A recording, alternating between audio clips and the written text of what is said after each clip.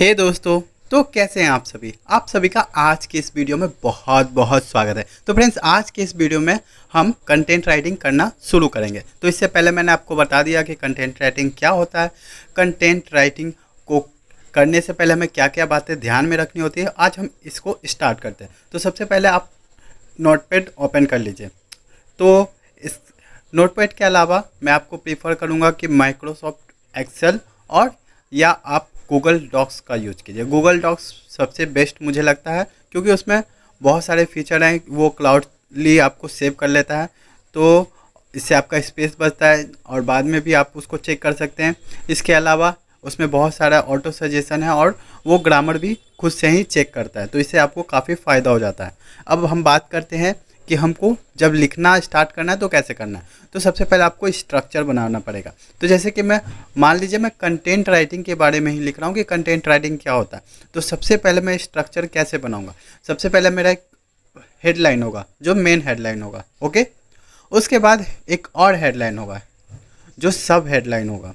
इसके अलावा भी एक हेडलाइन और रख सकते हैं, लेकिन दो हेडलाइन में प्रीफर करता हूँ। मैं ज़्यादातर दो हेडलाइन रखता हूँ। एक main headline, what is content writing, okay. ये हो गया हमारा मेन हेडलाइन। अब यहाँ से मैं इसके बारे में डिस्क्रिप्शन डालूँगा। देन उसके बाद मैं आपको पॉइंट वाइज इसको डील करना चालू करूँगा, ठीक है। और फिर एक और हेडलाइन करूँगा और उसके बाद उसको पॉइंट वाइज फिर से डील करूँगा, ओके। कुछ इस तरह से लिखा जाता है। अब हम बात करते हैं कि इसमें हेडलाइन कैसे चुनें।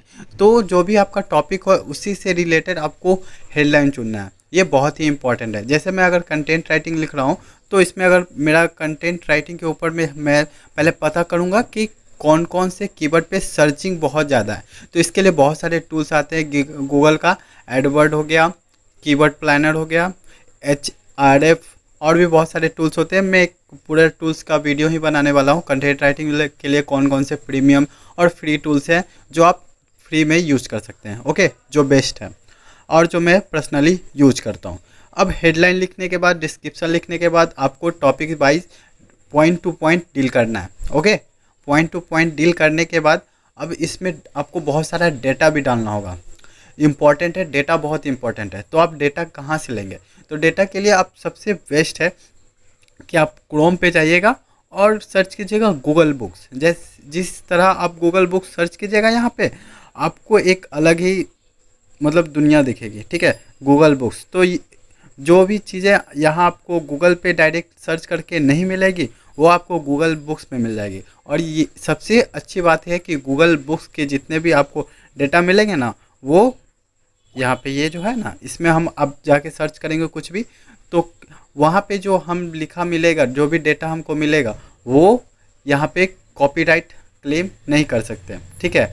ये बुक के फॉर्म में, यहाँ से आप कुछ भी लाइन वगैरह लेके आप अपने ब्लॉग में डालते हैं तो इस यहाँ से कॉपीराइट नहीं आता है, तो बेस्ट ऑप्शन है ये। इसके बाद हम बात करते हैं कीवर्ड की। तो कीवर्ड क्या होता है। जैसे कि मैंने यहाँ पे कंटेंट राइटिंग सर्च किया तो जितने भी यहाँ पे ब्लॉग है कंटेंट राइटिंग जिसमें कीवर्ड है वो सारे आ गए, ठीक है। तो यहाँ से मैं किसी का भी ओपन करके और उसका पढ़ के और समझ सकता हूँ बुक्स के थ्रू कि इसमें क्या है, कैसे काम करना है और क्या क्या होता है। उसके बाद मैं अपने ब्लॉग में उसको जो भी मैंने समझा है अपने लैंग्वेज में उसको क्या करूँगा, डाल दूँगा, ठीक है। अब वो सारा कुछ मैं राइट करने के बाद कीवर्ड डाल दूँगा, ठीक है। अब इसके बाद हमको प्रूफ रीडिंग करनी है। तो प्रूफ रीडिंग कितनी बार करनी है, 3 बार। इसके पहले भी मैंने आपको बताया प्रूफ रीडिंग करने के लिए। जैसे एक एक्सेल में चलते हैं और कोई भी एक डॉक्यूमेंट खोलते हैं, ठीक है। तो एक डॉक्यूमेंट खोल लेते हैं। तो बहुत सारा मैं हमेशा वर्क करता रहता हूँ कंटेंट राइटिंग।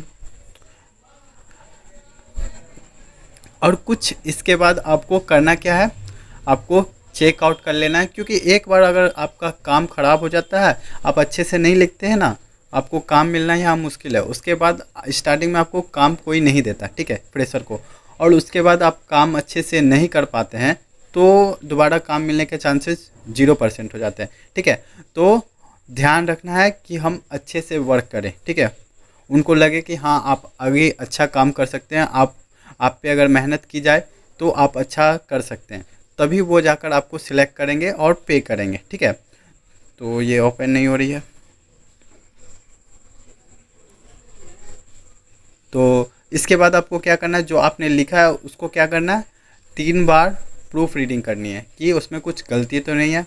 चेक करने के बाद आपको क्या करना है, अब उसको प्लेगरिज्म क्या होता है, बहुत सारे ब्लॉग लिखे होते हैं। आप किसी भी ब्लॉग का क्या कीजिएगा, कंटेंट कॉपी करके अपने ब्लॉग में डाल दीजिएगा, तो वो क्या आ जाएगा, प्लेगरिज्म आ जाएगा। प्लेगरिज्म क्या, एक तरह से कॉपीराइट ही है, ठीक है। तो आपको प्लेगरिज्म चेक करना है कि जो आपने लिखा है वो कहीं और ब्लॉग पे क्या है, कॉपी किया हुआ तो नहीं है। अगर कॉपी किया हुआ होगा तो क्या होगा, कॉपी करने से क्या प्रॉब्लम होता है कि वो ब्लॉग आपका वेरीफाई नहीं होगा, उस पर बैन हो सकता है, सस्पेंड हो सकता है एडसेंस। तो देखिए जैसे कि मैंने यहाँ पे सबसे पहले हेडलाइन लिखा था, फिर छोटा सा डिस्क्रिप्शन लिखा, फिर यहाँ पे सब पॉइंट टू पॉइंट डील करता गया, ठीक है। और फिर मैंने कंक्लूजन डाला। अब इसको हमको प्रूफ रीडिंग करना है, ठीक है, कि इसमें कोई गलती तो नहीं है, ठीक है। अगर गलती रहेगी तो उसको सही करना है। फिर इसका प्लेगरिज्म चेक करना है। तो प्लेगरिज्म चेक करने के लिए मैं यूज करता हूँ onetext.com। इसके अलावा भी 2 और भी फ्री हैं website, copy space, dupli checker. तो ये दोनों भी आप यूज कर सकते हैं, आपको जो बेहतर लगे आप वो यूज कर सकते हैं, ठीक है। तो इसके अलावा भी टूल्स के ऊपर मैं वीडियो बनाऊं या नहीं बनाऊं, आप कमेंट करके मुझे बता दीजिएगा। और इसके अलावा भी और कोई टॉपिक है आपके मन पे जिसके बारे में आप चाहते हैं कि मैं आप डिस्कस करूं, तो प्लीज़ कमेंट करेंगे। वीडियो अच्छी लगी हो तो लाइक करें, चैनल को सब्सक्राइब करना बिल्कुल ना भूलें, क्योंकि आगे मैं आपको अर्निंग करने में बहुत सारी हेल्प करने वाला हूँ। अगर कोई भी आपको प्रॉब्लम है तो आप मेरे इंस्टाग्राम पे आकर डिस्कस कर सकते हैं, हम वहाँ पे आराम से बात करेंगे।